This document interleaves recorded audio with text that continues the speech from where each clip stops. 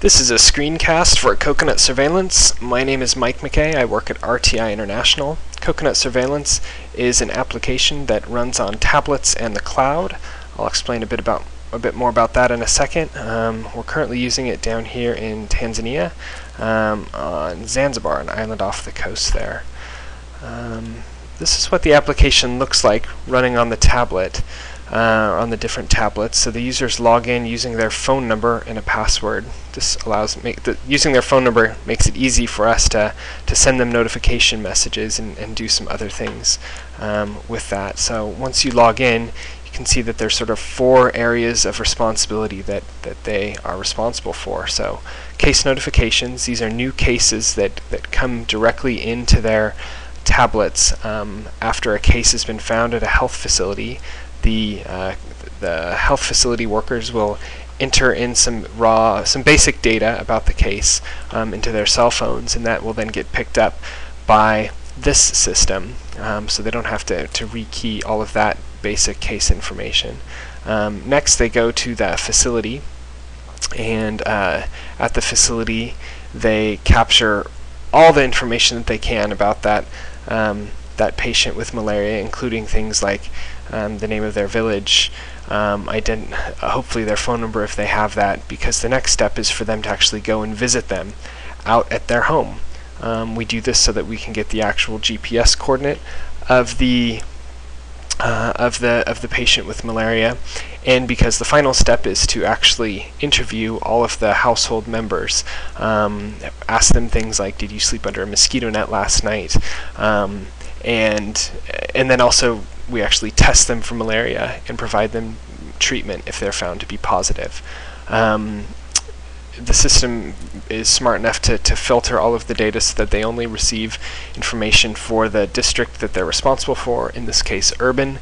I'm not going to click on these other fields because I've logged in as a real user and there's real patient data in here.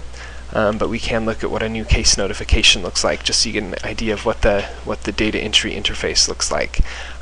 So very simple sort of property field, and they can type this stuff in using the on-screen keyboard on their tablet, and it does things like autocomplete, so they don't have to get things wrong. But in the case of the case notification, all this stuff is pre-filled automatically from what's passed in from the health facility that reported the information. But let's actually log out, and instead of logging in as one of our users on the tablets, we're going to log in as a reporting user. So this is the interface that's targeted for people back at headquarters, the Zanzibar Malaria Control Program headquarters.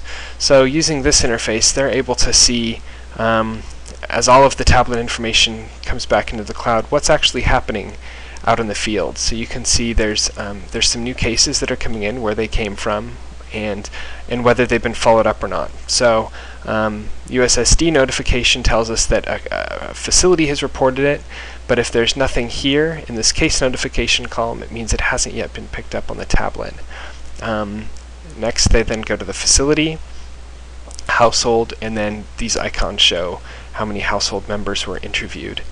If we change the dates on this to get a couple weeks more worth of data, we can see all of the data that's been collected, including these little red icons that show cases that were found at the household level that were positive. So these 3 people were found to be positive even though they had not yet gone to the health facility yet. So they would have been treated. We can click on that data, and we can see all of the information, things like their body temperature, where they've traveled to recently.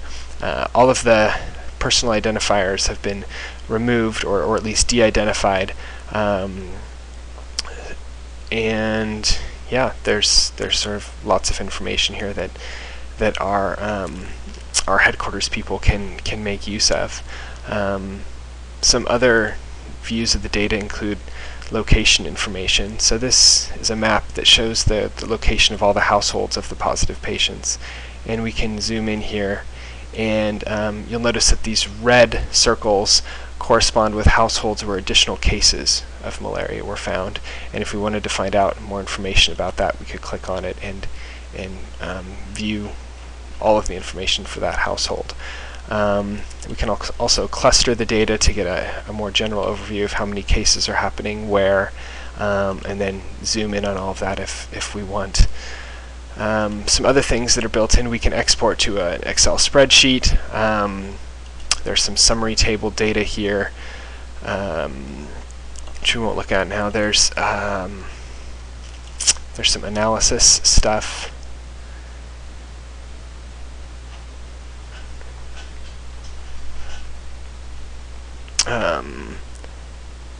Right here. So the analysis kind of shows us, these are basic reports that the malaria control program is interested in. So if you have an age breakdown, for instance, or we're looking at how many cases were positive that slept under a net last night. So this is how you can determine whether some of the interventions you're doing are having an impact or not. We've got an alert system. This is the basis of an email that will be sent out on a daily basis to all the interested people so they can take immediate action. And then we've got an incidence graph, so you can see how the cases are increasing and decreasing over the last almost year that this system has been operational for. That's about it. That's a very quick run through of what coconut surveillance looks like. Get in touch if you have more questions. Thanks a lot.